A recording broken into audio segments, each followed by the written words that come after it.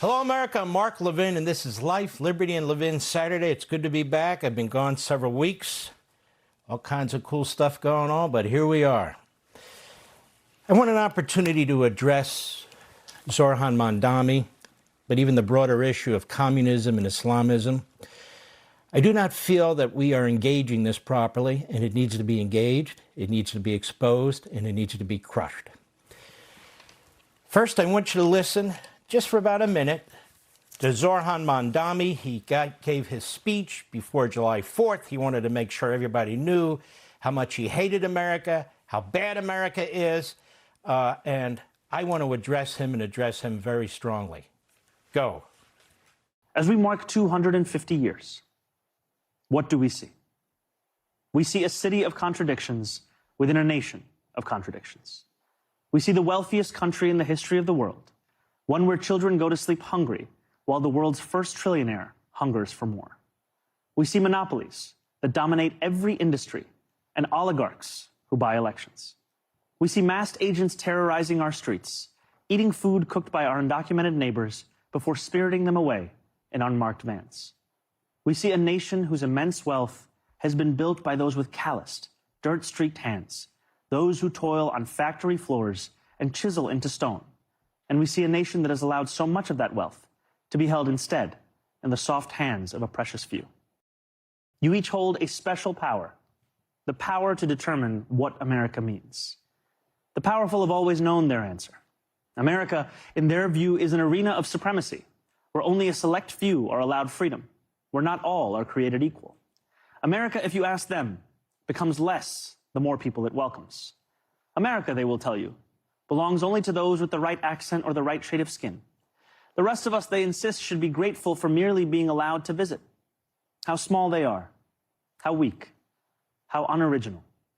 At every moment in our past, those who led through exclusion and isolation have tried to win power and enrich themselves by turning us against one another. Division is the oldest trick in politics and the cheapest. But time and again, including 250 years ago, those forces of division have been vanquished by the forces of progress. That's a dime store communist. You know, it's amazing, America. I know more about communism than he does, because half a century I've been studying. I have libraries of books, communism. There's Gramsci, another commie. Then we have American Marxists, Herbert Crowley. We've got Robert Crowley. We've got, of course, let's see here, Walter Weil. These are all American Marxists. We've got John Dewey. We've got Woodrow Wilson. I just grabbed these off the shelf. What else do I have here? Anarchism and Socialism by Stalin. The Foundations of Leninism by Stalin. Marx, Engels, Lenin, The Dialectic Materialism. Karl Marx, Economic and Philosophic Manuscripts of 1844. The General View of Positivism, part of communism now, Auguste Comte. And of course, my own book, American Marxism. This guy's a dime store communist. He knows a few slogans. And while we're at it, Islam. How many of you have a copy of Ayatollah Khomeini's book that he wrote before the revolution, called his Mein Kampf? He called it Islamic Government. Well, I do. How many of you think have read it? We have Islam in the West, Bernard Lewis, one of the great experts on this subject. The Muslim Discovery of Europe, Lewis. What Went Wrong? The Clash Between Islam and Modernity in the Middle East. Faith and Power. Militant Islam. On and on and on, and I've got it all and a lot more. But I want to address Mamdani, because he's the foil for these movements. First of all, the man was born in 1991 in Uganda. At the age of 7, he and his parents came to the United States, 1998.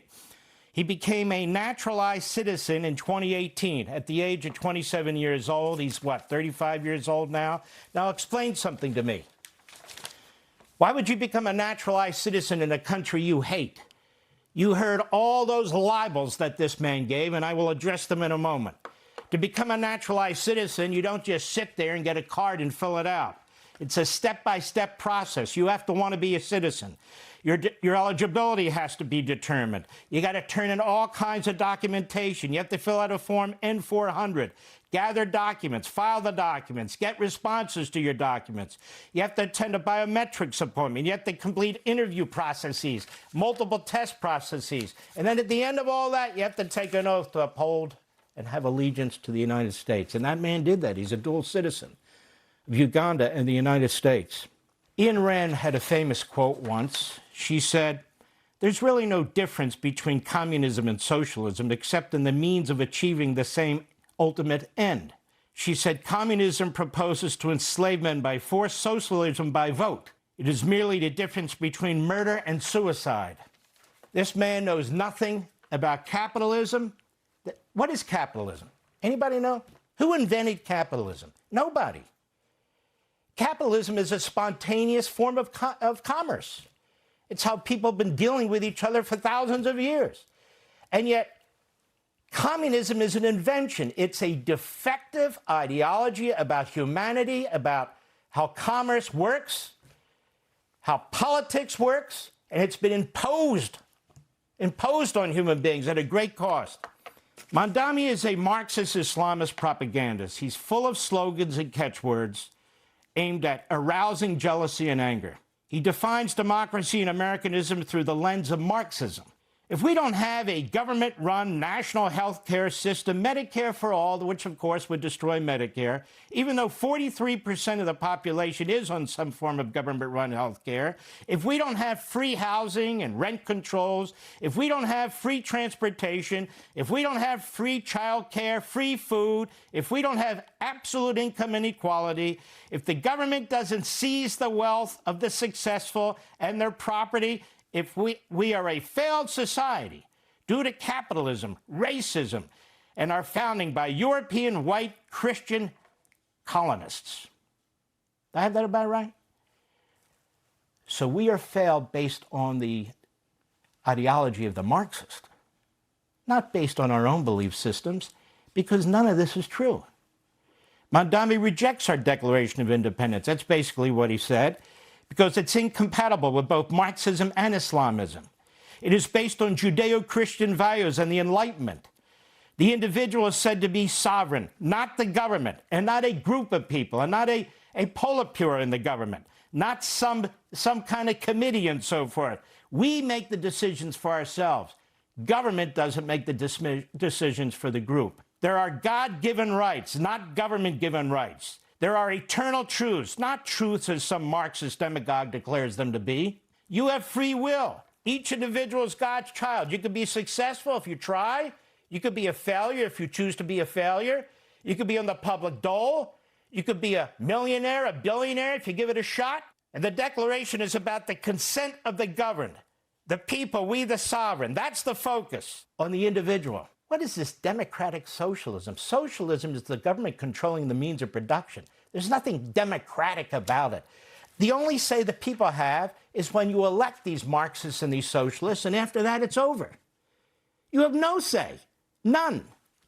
Marx rejected our Declaration and our Constitution. He mocked our founders. He insisted that all societal norms must be destroyed. All societal institutions must be destroyed. All commercial bonds must be destroyed. Hence, the war on what he called capitalism. It's a word he coined. For Mamdani, like Marx, the present, like the past, is about colonialism, imperialism, feudalism, racism, oppression. Our society, he says, is an oppressor society. It's racist. There can be no competition, not in commerce, and importantly, not in ideas. All must be forced by persuasion or the iron fist to follow the objective of the state.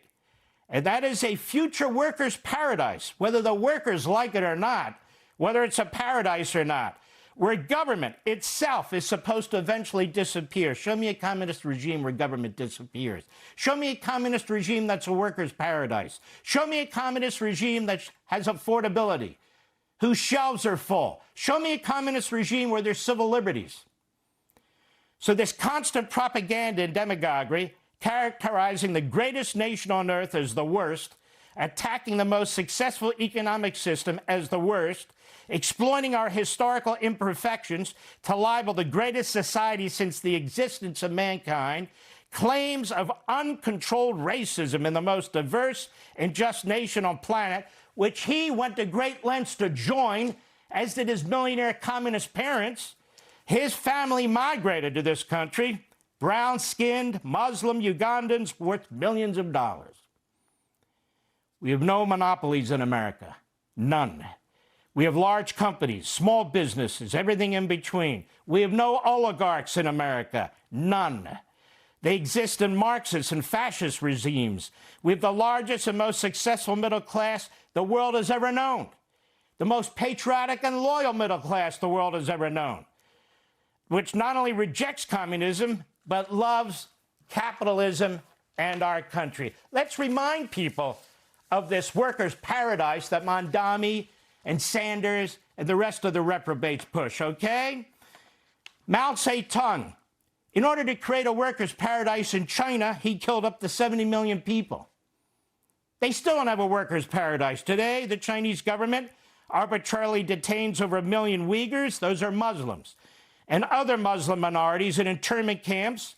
Reports detail forced labor, coercive population control, including forced sterilization, torture, and massive cultural and religious erasure. A damning United Nations report condemned it all, the UN of all people. The first major death event of the Stalin period, another great communist, was forced collectivization of agriculture, in which he starved to death up to 8 million Ukrainians, intentionally killed them. The Ukrainian portion of the famine was horrendous. It's called the Holodomor. Have anybody taught you about that? I doubt it. He killed upwards of 20 million people. Ethnic cleansing, mass graves, mass murder, the workers' paradise, you know. What about North Korea? Still a workers' paradise, isn't it? They have killed millions. They have enslaved millions. It's one big concentration camp. People starve to death there. They don't have enough food. They don't have adequate clean water. They have nothing, absolutely nothing. No electricity, no sewage, no running water, nothing, except for the elites, the oligarchs, you see. What about Cambodia? Anybody remember that? It's just a 4-year period from 1975 to 1979, the Khmer Rouge. They killed 25% of the Cambodian population to impose communism on those people, 25%. Let me ask you some questions. If you work on an assembly line, would you rather work on an assembly line in Russia, China, or the United States of America? Would you rather see a doctor and get surgery in our country, or Russia, Cuba, even socialist Canada or Britain, where people are dying waiting in line for basic treatments? Would you rather pay the massive tax rates in France and Germany and Canada or the UK, or the rates you pay in our country? Have you noticed that millions and millions of people in our own country are leaving the dark blue states for red states? People talk with their feet. Blue states are being depopulated. New York City's being depopulated. In most other countries, you're born into classes, some stated, some understood. In our country, there are no classes. You can be rich and become poor. You can be poor and become rich. You can be an immigrant and become rich. Be an immigrant and go on the welfare dole, too. How about the basics like food? Do you think there's a Costco anywhere of its likes in Europe, let alone in the third world? Or a Walmart? Or pick up the phone and call Amazon and something's delivered to your door in 3 hours? We live better than kings and queens ever lived 100 years ago. Running water, clean water, hot water when you turn on the spigot. You hit a switch and you have electricity. Where do people think that came from? Look around you. Look at the grandeur that exists. Look at the luxury we have. Televisions, radios, iPhones at your beck and call. Everything you could possibly need, everything you could possibly want. You go into a major supermarket, 10 different types of meat. Ground meat, you want 85% fat, 90% fat-free, all kinds of drinks, health drinks, sodas, juices, 50 different types of milk, buttermilk, half and half, 1%, 2%, 5%. You want butter, you want margarine. You want it from Ireland, you want it from Britain, or you want it from wherever you want it. Go and look at the wine section. Domestic wines, international wines. Go to the fish section. All kinds of shrimp, cooked, not cooked, lobster, crab, whatever you want. Pre-cooked foods and so forth and so on. And it's not just for the rich. Anybody can walk into these stores, anybody, and get the best vegetables and fruits from around the world, the best food, the best everything. And think of the cost. Oh, the cost is so high. No, it's negligible. Compared to the rest of the world, our shelves are full. Our stores are bustling. The same with housing. The same with everything. Look at Great Britain. The National Health Service is facing well-documented crisis right now, with millions on waiting lines for routine care, severe accident and emergency delays. But people die waiting for heart surgery, brain surgery, cancer treatment. The same in Canada. Nearly 23,700 patients in Canada, which is a small country, died while on wait lists for surgeries and diagnostic procedures in a single 12-month period.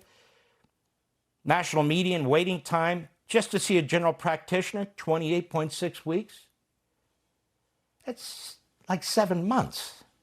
Now, what about this Islamist side? Mamdani is imposing literally his religion on the city of New York. He's also trying to depopulate the city of not only capitalists and businessmen and the middle class, because he believes in replacement theory, replacing the current population with a population he prefers, but he's clearly trying to depopulate the city of Jews.